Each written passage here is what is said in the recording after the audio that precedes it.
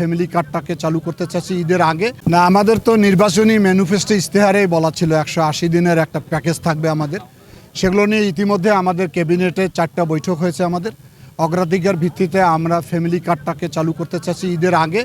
আপাতত পাইলট স্কিমে আমাদের 8টি উপজেলায় আমরা এটা করব। পর্যায়ক্রমে যারা বেশি হতদরিদ্র তাদেরকে আমরা চিহ্নিত করার চেষ্টা করতেছি। পর্যায়ক্রমে আমরা প্রত্যেকটা পরিবারকে ফ্যামিলি কার্ড দিব।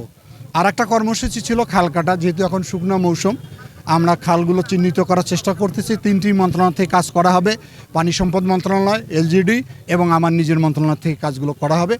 আর আমাদের 25 কোটি যে গাছ লাগানোর পরিকল্পনা ছিল, এবছরে আমরা 5 কোটি গাছ লাগাবো, সেটার একটা পরিকল্পনা নিয়ে আমরা এগিয়ে যাচ্ছি।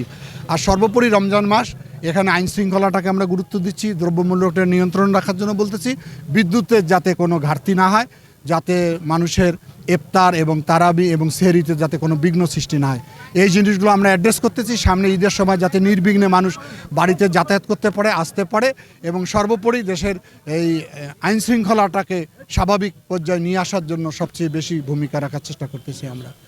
আর আমার কথা বলছেন যে কেমন লাগছে, তখনই ভালো লাগবে যখন জনগণের কাজ করতে পারবো আর কি। আমরা শুরু করলাম মাত্র, তো দেখা যাক কেমন লাগে। পরশুদিন রোববারে আমার প্রশাসনের সঙ্গে বৈঠক আছে।